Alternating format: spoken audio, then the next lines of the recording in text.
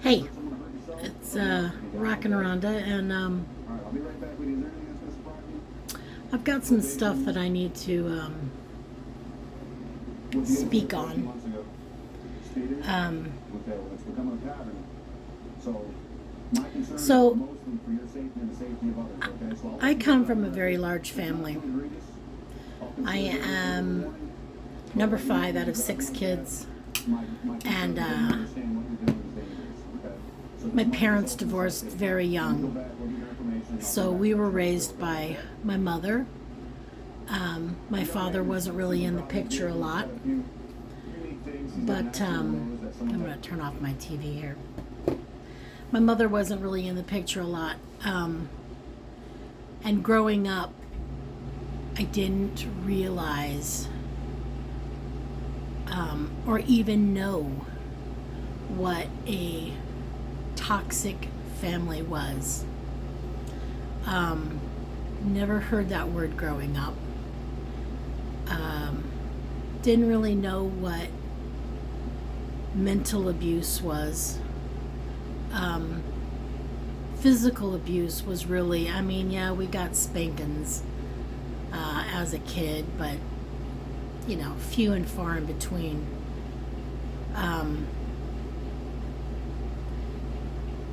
And I don't remember a lot of I think I may have blocked it out because I don't really remember how the dynamics were between my mother and father growing up. I don't remember because I think they divorced when I was like 7, 8. And I have been told that by my mother that they fought a lot. My father was very promiscuous. And so my mom spent a lot of her time hunting my father down, trying to figure out where he was, you know, crap like that. And so growing up, you don't really know what a toxic family is until you become an adult. And now with the all the information that we have via the internet, we kind of can get a little more gist on what toxic really is. And the way that we were raised not necessarily was toxic. I mean, it wasn't the best, but you know, we all survived. I'm 56 years old. I'm none worse for wear.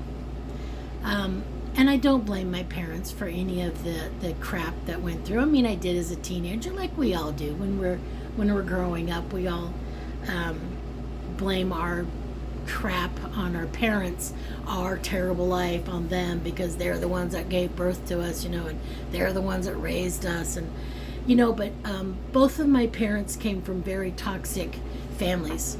My father was raised by his mom and his stepdad. And I have been told my whole life that my grandpa, who I never knew was really a stepdad, was a prick, from what I was told, but I don't remember him being that way. I remember grandpa, yeah, he was kind of stern sometimes, but he was grandpa, you know, and I loved him. I remember the last time that I saw him was when he took all of us for a ride in his car, and we were all now teenagers. I think I was probably about 12. And we were getting agitated because he was driving slow, and it was embarrassing to us. And that was the last time I remember seeing him, because we started giving him a fit about how he was driving, and he got very upset about it, and he just said no more. And that's the last I remember being around him. But he was very abusive to my father. He would make my father sleep outside. They lived in Illinois, and he would make my father sleep in a car outside because he didn't want him in the house. He beat my dad. He was verbally abusive to my father. And then the same with my mother. My mother was raised by two full-blown alcoholics who were violent with each other. My grandfather and grandmother fought a lot and very physical.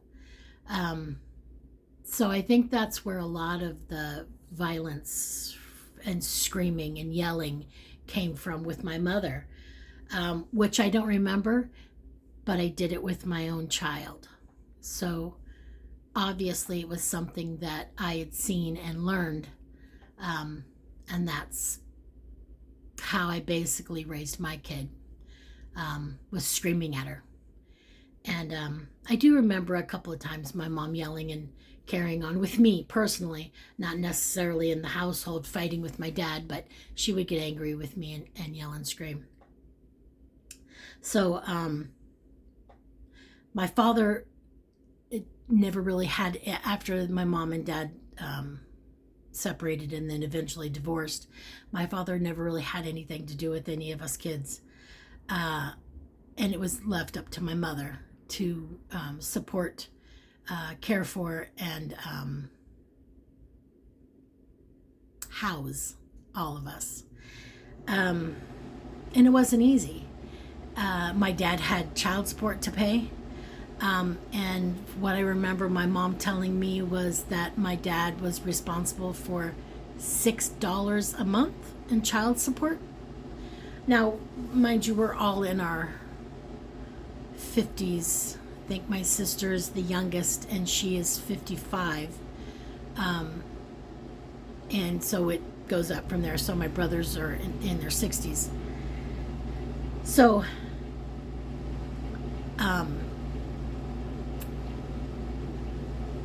$6 a month, and my dad never paid it. Never gave my mother any money for child support. Never helped us. So that's kind of where it started, with my mom bad-mouthing my dad to all of us about what a terrible person my father was. He doesn't support us. He doesn't give us any money. There's no Christmas presents from him under the tree. I vaguely remember Christmases after my father left, because we just didn't have the money. So there was really, I mean, my mom did what she could, but really, I remember one Christmas, and it was probably the last Christmas that we spent with my dad, and we had all gotten bicycles from the sheriff's department. And that was the last Christmas that I truly remember getting gifts from anyone, my mom and dad. So toxic is a generational thing, and I'm learning more and more about this. No, I'm not in therapy, and yes, I have done a lot of self-help programs. I went to a place called the Fully Alive Center here in Vegas, and they helped me with past trauma, childhood trauma, getting in touch with my inner child. But when you're not ready to accept all of that, although you go through the steps, which I did, if you're surrounded by those same toxic people that you grew up with, and not realizing that they're toxic people,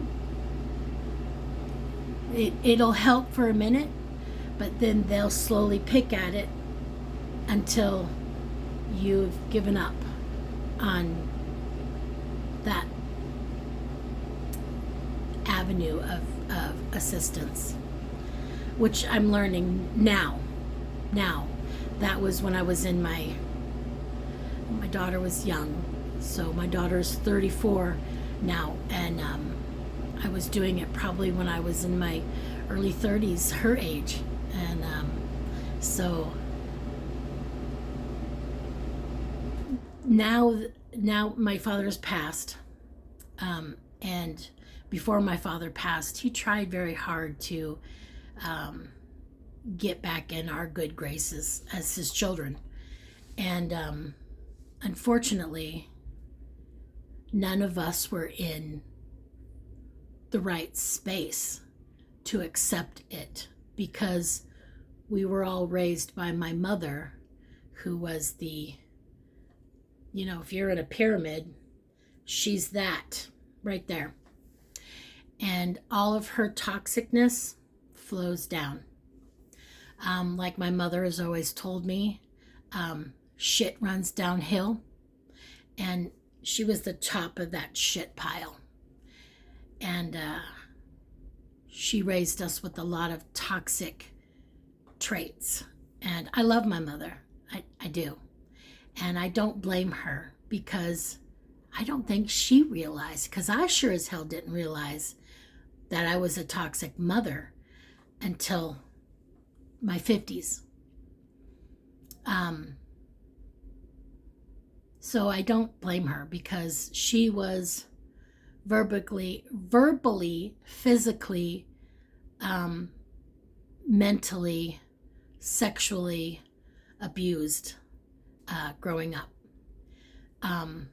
So when you have abused parents who now have children,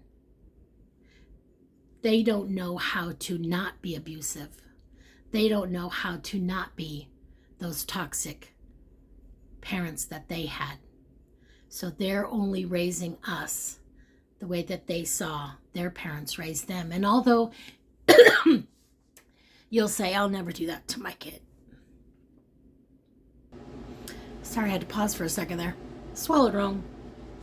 So, although when you're a kid, you'll say, I'll never do that to my kids. I will never abuse or mistreat my children. You do it, not realizing that you're doing it. Because that's what I did. I told myself I would never. But there are a few things that I did not do that my mother did for me. To me. My mother, because I loved my father, I was a daddy's girl. And whenever my dad was home, I was right with him. He took a nap, I took a nap. He went outside, I went outside. He was working in the garden, I was working in the garden. I loved my father. I still love my father. And when I was a teenager, I said something to my mother about my dad, and she basically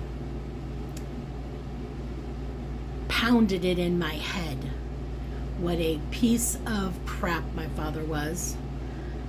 She got me down in the ground in a corner where I couldn't move, yelling and screaming and telling me what a terrible person my father was. Now I remember this to this day. The hurt and the anger and the fear that I had in me, and how my mother's words hurt me. And I said I would never do that to my daughter, and I never did.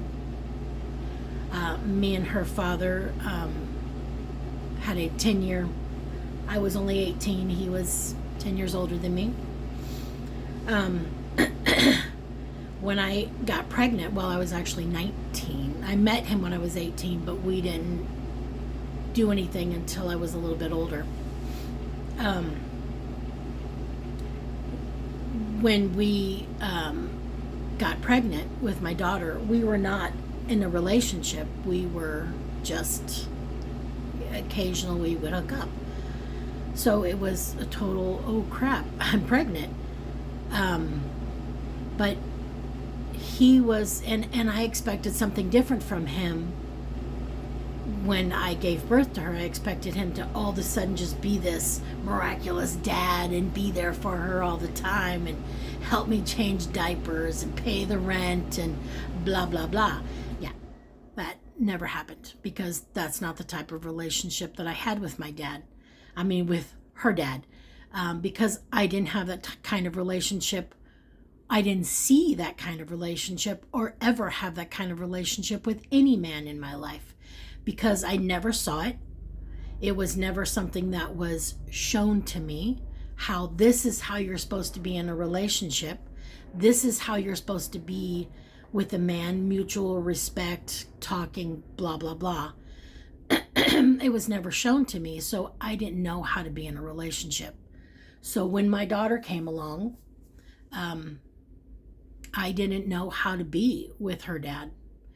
And although he wanted us to be together, I said I wouldn't agree to his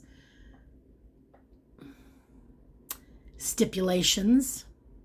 So I said, no, I'm not gonna bend to how you want me to be. I am my own person and I can raise this child on my own. And so we spent probably the first 3 years mutually seeing her. He would see her every once in a while, birthdays, that kind of stuff. And that was it. And then on her third birthday, I believe it was her second or third birthday, he didn't show up. We had this huge birthday party planned. I bought her a swing set because she loved to swing, and he never showed up. So he made up this story that he got stuck on the side of the road helping some lady change a tire for 4 hours. So I said, fine, you are a very self-centered person. And then the last thing I heard from him is, you want to see who's self-centered? And then click, he hung up the phone, and I didn't hear from him ever again. Well, until she was 12. And then I heard from him. But I never said a bad thing about her dad. Never. I never said your dad is a piece of crap. I never said this is how our relationship was. He was just using me. Blah, blah, blah. Never said anything like that. Because I knew enough from my past that I wanted her to come up with her own decision on how her dad is. And the state was looking for him because I had to be on welfare a couple of years. I wasn't on for very long because I liked working. So I was on welfare for a little while, and they finally caught up with him. And so we went to go do the paternity test because he said, I want to make sure she's mine. And I said, not a problem. I know she's yours because I'm not that kind of person. I pick one person and then that's it. And so blood test came back 99.99% she's yours. And so she meets him. Of course, she falls in love with her dad because it's her dad. And it takes literally 2 visits before she's like, I don't want to see him anymore. I don't want to be around him anymore. She went to go visit. He was now married, had 2 children of his own from his marriage. She had 2 stepbrothers, half brothers, and his wife. Funny enough, our names are the same. And so she went to go see him, and it was fun this first visit. And then that was on a weekend. She went and spent, and that was the hardest weekend of my life. So then she went back to go see him a couple weekends later, and he calls me up and he says, you need to let her have more stuff over here. You need to make sure she brings a blanket and a pillow and sheets and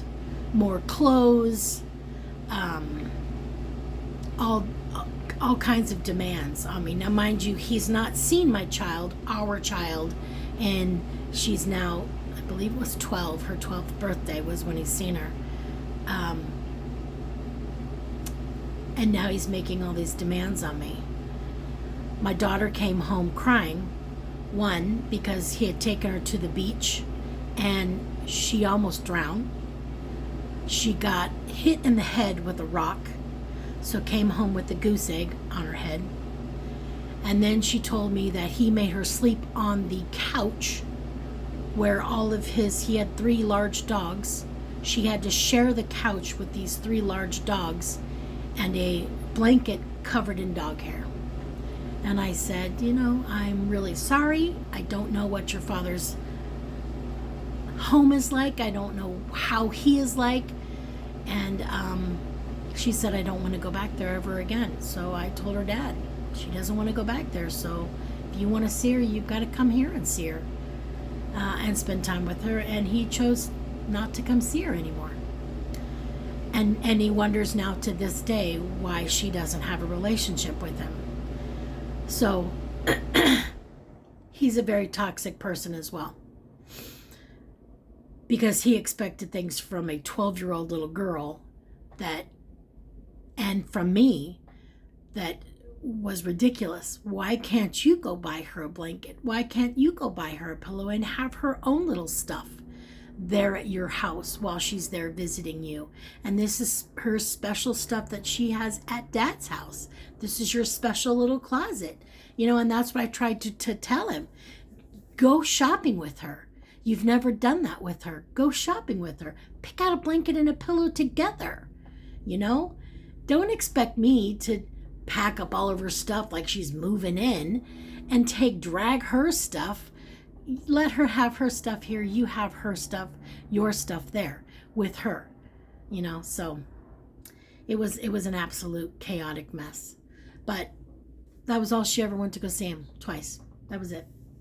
And in all those years. So back to present day. So my mother just had her 80th birthday. And she lives with my sister, who's the baby of the family. She lives with her, not by her choice, but because my sister and my brother, I'm in the middle between my brother, me, my sister. And my brother and my sister are 2 very controlling people. My brother can be toxic, but not the way that my sister is.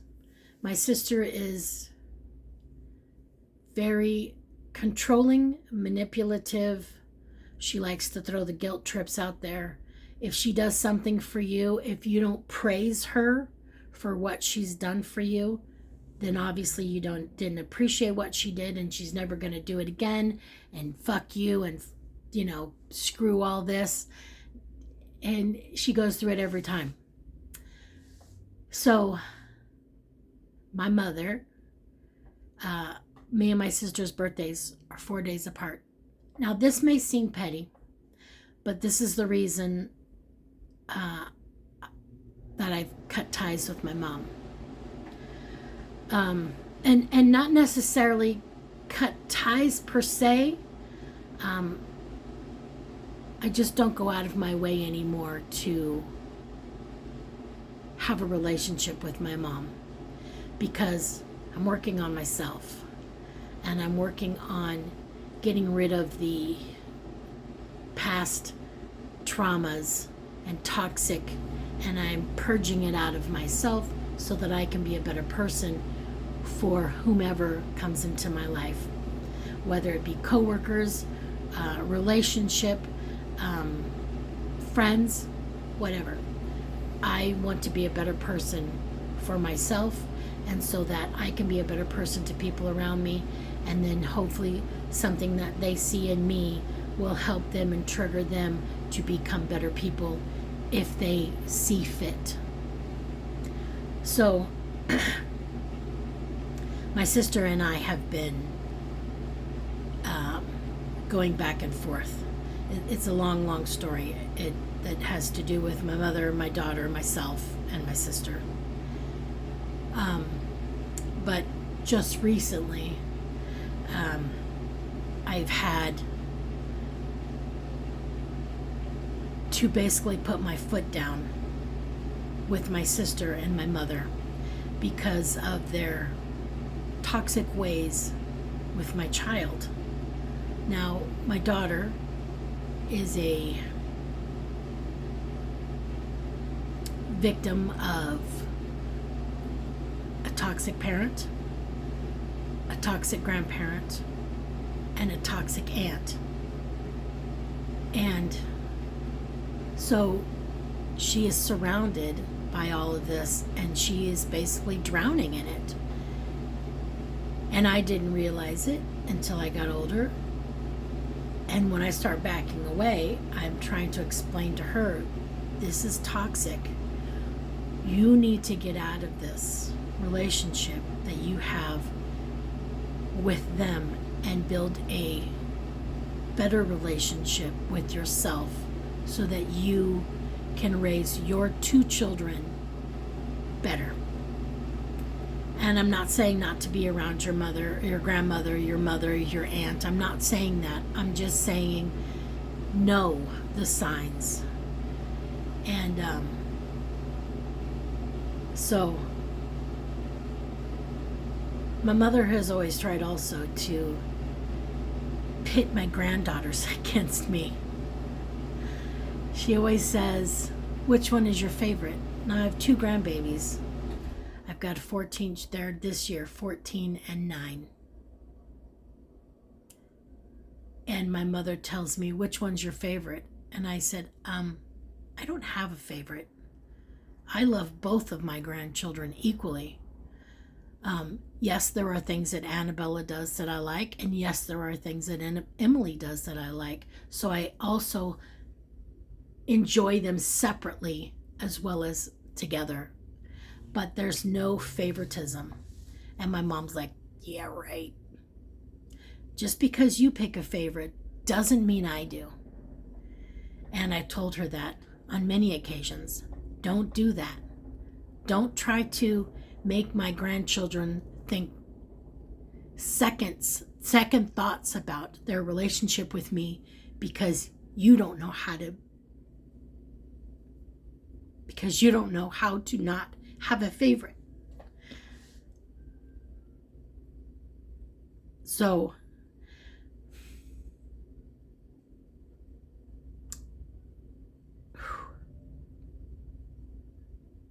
my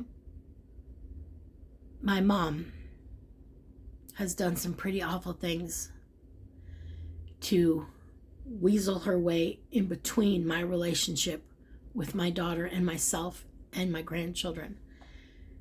And I don't think it's going to be fixed until my mom's not on this earth anymore, unfortunately. But the straw was finally broke. Like I said, my sister and my birthdays we're a year and 4 days apart. And we always celebrated our birthdays together when we were growing up as kids.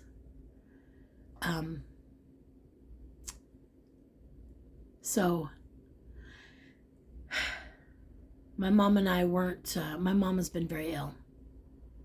And my mom and I weren't seeing each other or talking to each other as much because my sister and I are at odds. And she lives with my sister. So unfortunately, I can't go over and see her. And I don't have a vehicle either by my own because I sold my car. It's too expensive. I live a block from work. I walk to work. I get what I need. So birthdays are the same month. And we're friends on Facebook. We're friends on TikTok. We're friends on all of social media. And my birthday comes. My mother sends me a text message that night, which I understand because she's, like I said, she's going through things right now. She's been in and out of the hospital. She just turned 80, like I said, so she's ill. So that night, she sends me a text message. Happy birthday, I love you. Beautiful. I love you too, Mom. So then my sister's birthday is 4 days later, and I have blocked my sister from Facebook because she don't need to see what's going on in my life, because it's none of her business. And she puts this huge post, pictures, balloons, pictures of my sister when she was a baby, my daughter, and then a big blurb. What a great daughter I have. I wouldn't be alive without her. I love you so much. You are so wonderful, blah, blah, blah. And I was crushed. I know it's petty, but I was crushed. I mean, I get a happy birthday, I love you text message, and my sister gets a full-blown billboard on the side of the road, and I was hurt. My heart hurt. My feelings were hurt. And so I sent her a message, and I said, I see now who your favorite is. And I'm sorry that you feel that you have to have a favorite. I love you, but I can't do this anymore. I love you. I pray for you every day. I hope that when God takes you home, that you go with no pain and no suffering, and just how you've always wanted. In your sleep, you just go to sleep and you don't wake up. I love you, Mom. And that was how I ended my relationship with my mom at 80. And then I did the same thing with my sister. I told her I'm not willing to be in a toxic relationship anymore. You are a very toxic person. You spew toxicness. You expect things from people. You give and you expect things in return. That's not what giving is about. And so I told her as well, I cannot be in your life anymore. I will not subject myself to that toxic lifestyle ever again. And I will not. And I'm going to tell you, it was a very freeing experience. I love my mother. God knows I love my mother.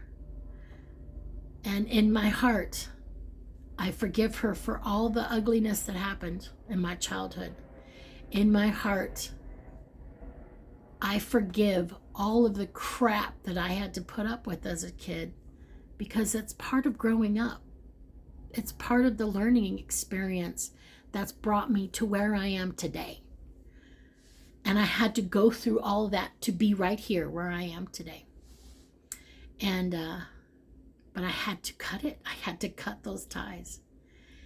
And a couple of days ago, my sister, my mom I blocked them on my phone. I hadn't, you can still go and see blocked messages, but I hadn't done that for a while. And I thought, you know what, I've not heard anything about how my mom's doing. Maybe she or my sister have sent me something in regards to her health. So I just went and I looked at the blocked messages. And my mother had been texting me, just telling me she loves me. And I love you too, Mom.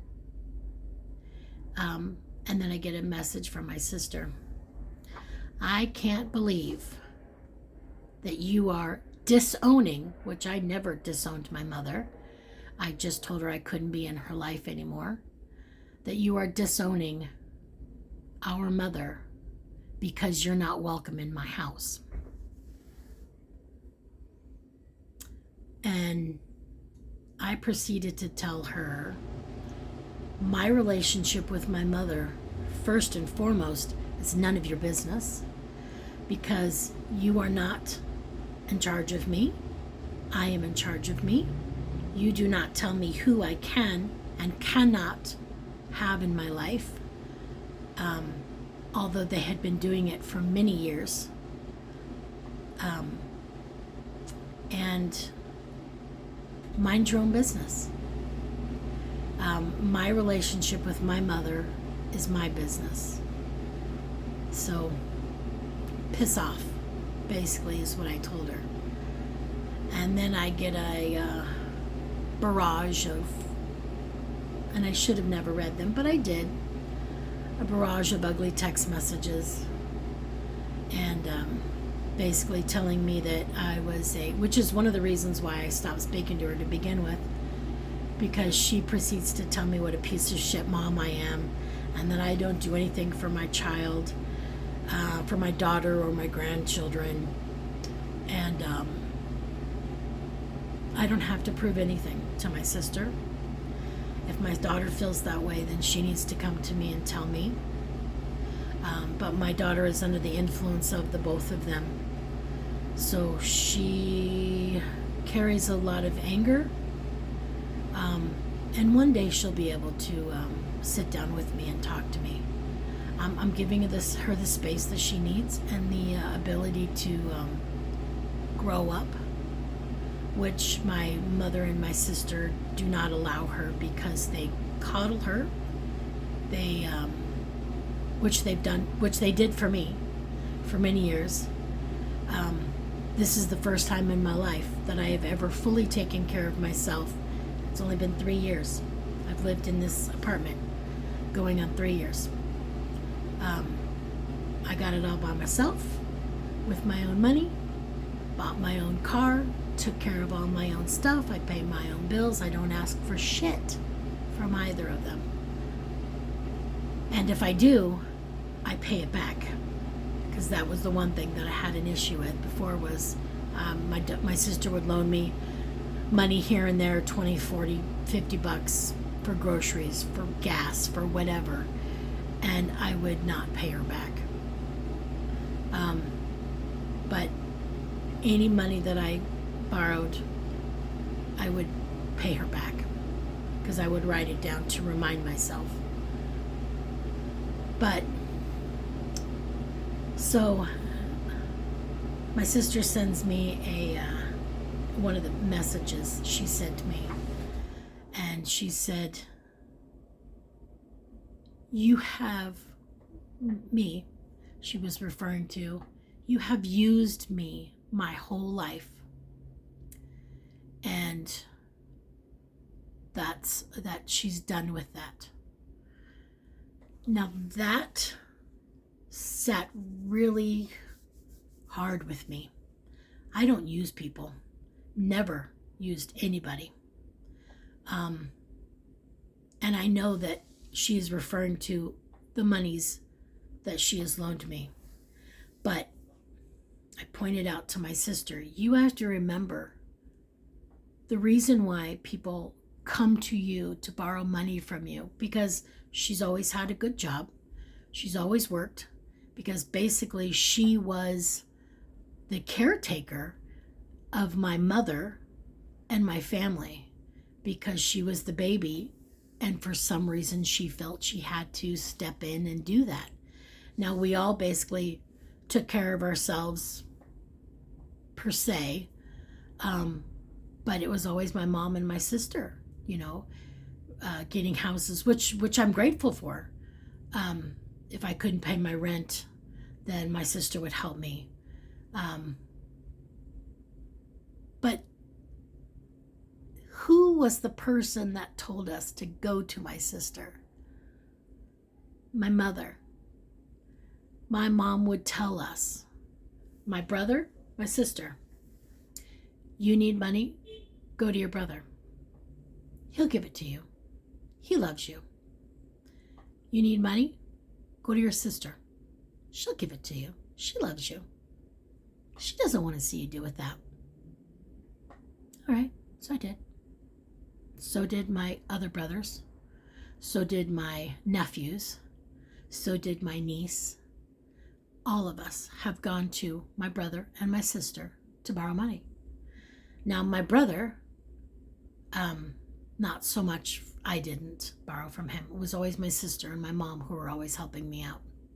And I'm very grateful for that. And I've told them both, if I had the money to pay you back, absolutely 100% I would. But I can't give you something I don't have. And I didn't realize how upset my sister was about that until just the last couple of days, because she feels as if I have used her for that money.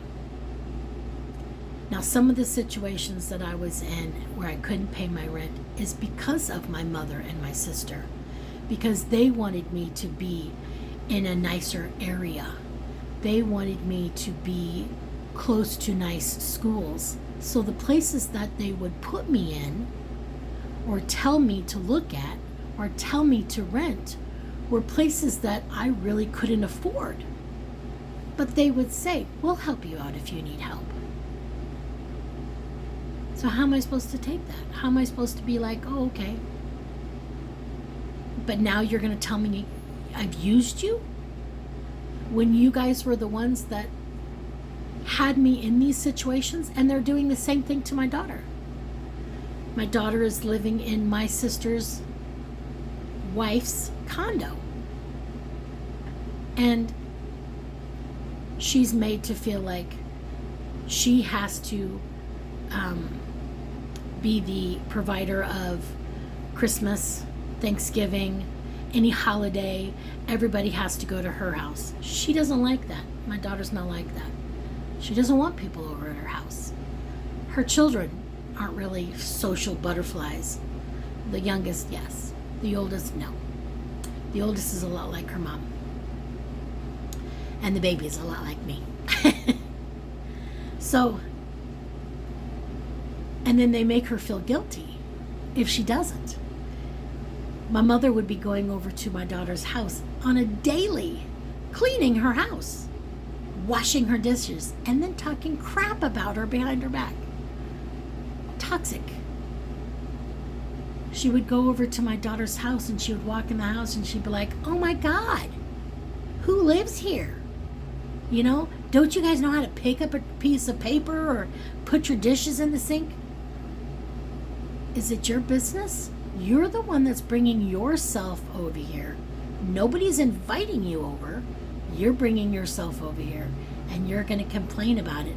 And then you're going to tell me what a terrible housekeeper my daughter is. You're going to tell my sister what a terrible housekeeper her niece is in her home, and expect positive results?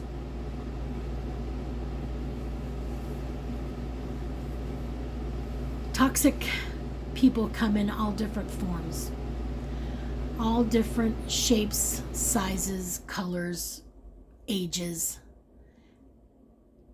And sometimes you don't realize. When my mother was talking crap about her grandchild, and I didn't stop it because I didn't realize what she was doing, that was her fault. Now that I know what she's doing, if she were to come to me and talk crap about my child, my grandchildren, I would stop it instantly. Because now I know what she's doing and what my sister is doing.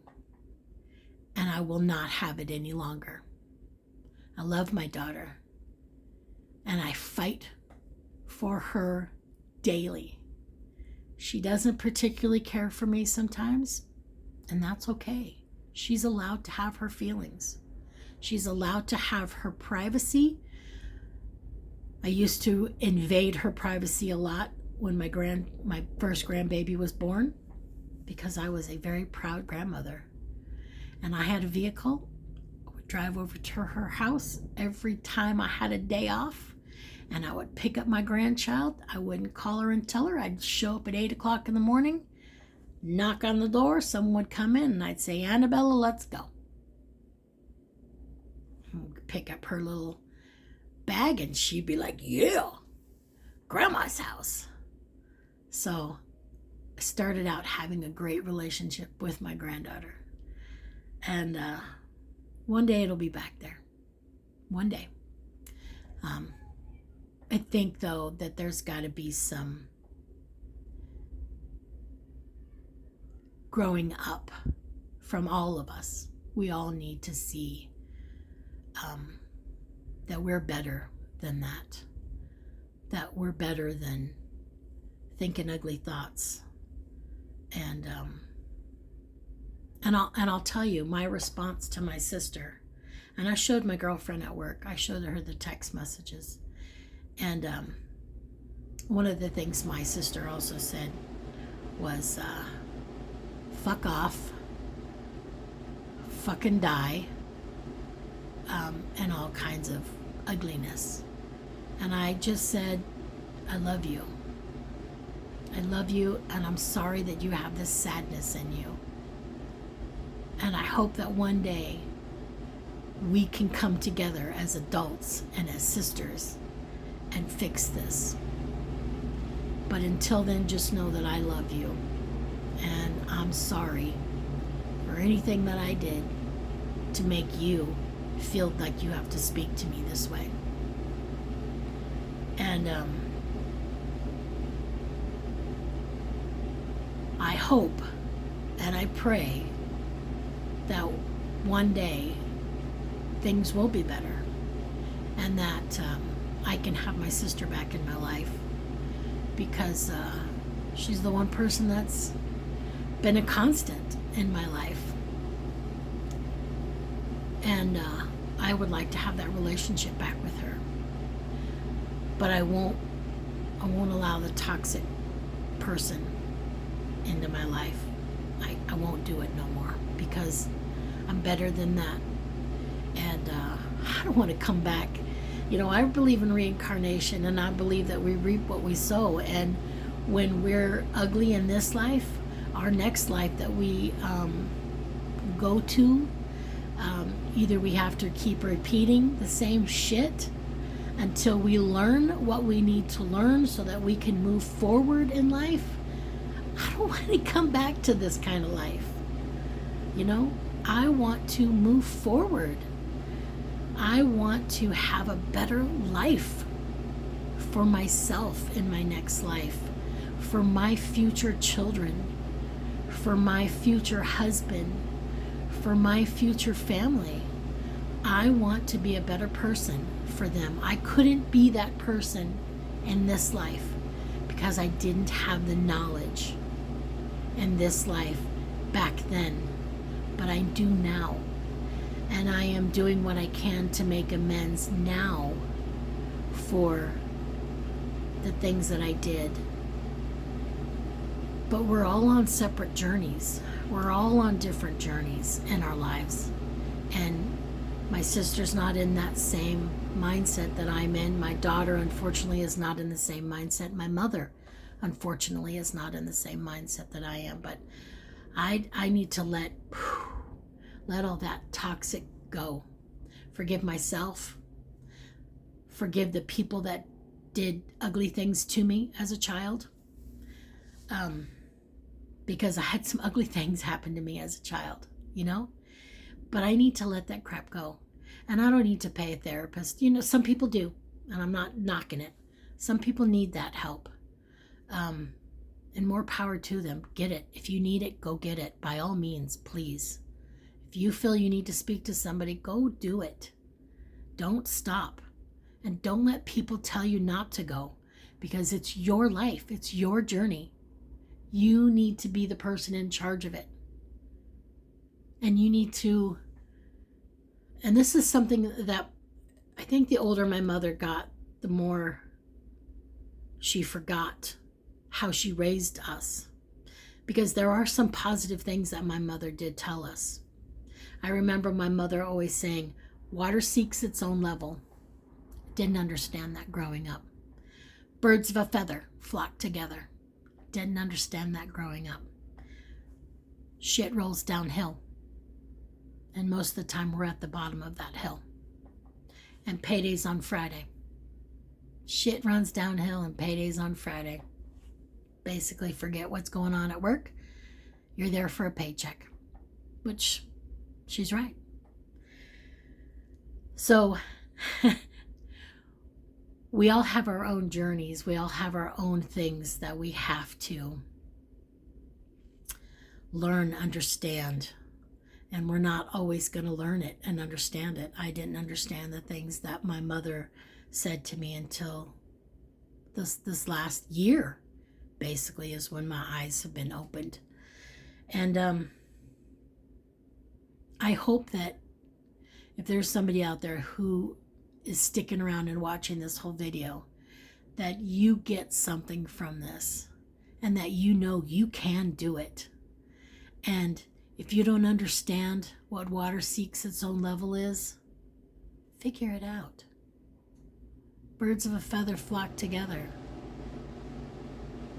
You want positive things to happen in your life? Be around positive people. You want to stop doing drugs? Stop hanging around addicts. You don't want to be an alcoholic? Stop going to the freaking bar. Stop hanging around people that drink.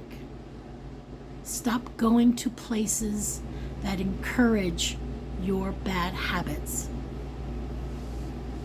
That's what water seeking its own level and birds of a feather mean. Because I can change who I am within me by not associating with the toxic people out there. And by just being my pleasant self. I have literal strangers who stop me on the street to tell me what a beautiful person I am. Strangers. Just last night on my way home from work, this very good looking young kid, I'm walking and I hear, ma'am, you with the white hair. And I was like, oh God. So I turn around and I'm like, yeah? And he says, you have very beautiful hair. And it's all natural. White. So it's very noticeable. You have very beautiful hair. And I smiled and I said, well, thank you. That's really sweet. I appreciate that. And he goes, and you are absolutely gorgeous. Mind you, this kid is no more than 24, maybe. And I was like, well, thank you. I appreciate that. But when you feel good inside of you, it comes out in everything you do or say. It comes out around people when you don't realize it. When you have people looking at you as you're walking through a room full of strangers. I walked through a casino full of strangers, and I have people stopping and looking at me because I feel good. I exude confidence, beautifulness, positivity. And I put that out to the people around me. I surround myself with white light, love, beauty, anything positive. But I also give it out. Give it out to the people around me so they can feel that. I make eye contact with strangers and I just smile. And I say, hi. That's it. Sometimes they take it a little bit too far and they want more, but I just keep walking. I just keep walking. And it's okay to smile. Sometimes you got to be careful who you make eye contact with, because I've had a few that want to follow me home. So I've learned through trial and error, you can't always be nice to everybody, but you can think good thoughts. You know, if you don't want to say hi to somebody, in your mind you can say, God bless them. Send them all the blessings that they need today, Lord. May they have a beautiful day. You don't have to say it out loud. You can just think it and give it to them. Blow it to them. Pass it in your mind to them. They'll get it. They may not listen to it, but God will give it to them. Yes, He will. Because that's the great thing about God. Our God, our gods, whoever you believe in, Buddha, God, whomever, they're good. And as long as you give them the praise and the glory that they deserve and they need to continue, then you'll continue to get good blessings back. And that's the way I live my life. You know, you got to let the toxic go. Toxic seeks toxic. Beauty seeks beauty. And you'll have people that'll try to break down those barriers because they're sad, miserable people, and they want you to be sad and miserable because that makes them feel good. But you don't have to be. You just look them in the eye and you tell them, have a great day. You don't have to be loud and boisterous and animated. Have a great day. Enjoy your life. Enjoy your day. That's all you have to say. And then you don't let that toxic in. Let it go. I've been dwelling on toxic today. And it brought me down. Which is why I'm making this video, so that I can get it out, because it doesn't need to be in here. It needs to be out into the universe so it can be washed and cleaned and cleansed and beautified, because I don't want it. I don't want it in me. I'm done with the toxic. I only want beauty, happiness, harmony, love. That's all I want. So that's all I'm going to bring in. No more toxic. And even if it's family members,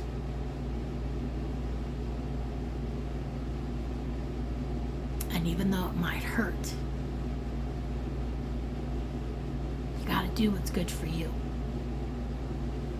I got to do what's good for me. And if I've got to let my mother go, pray for her. I gotta let my sister go, pray for her. And that's what I gotta do. Because ultimately, my life is my responsibility. And like I told my sister, I hope in the next life our relationship is better. I hope that we can get rid of all this toxic crap. And in our next life, we can be the best of friends. Because I love her. And I miss her dearly. I miss my mother. But I miss me most. And I need to be happy with me. And love me. Because if I don't love me, I can't love anybody else. So I hope that whoever stuck around for this long, I don't even know how long this is because I don't have my glasses on. I hope that you got something from it. And I hope you can take what I've said and make your life better. And know that you're loved. You're beautiful. You are special. And you have a plan. God has a plan for you. Whomever your God is, He's got a plan for you. They have a plan for you. You have a purpose in life. Maybe you've not found it yet, but you may. Just keep looking. Have a great day. Peace, love, and happiness to you all. Rockin' Rhonda out.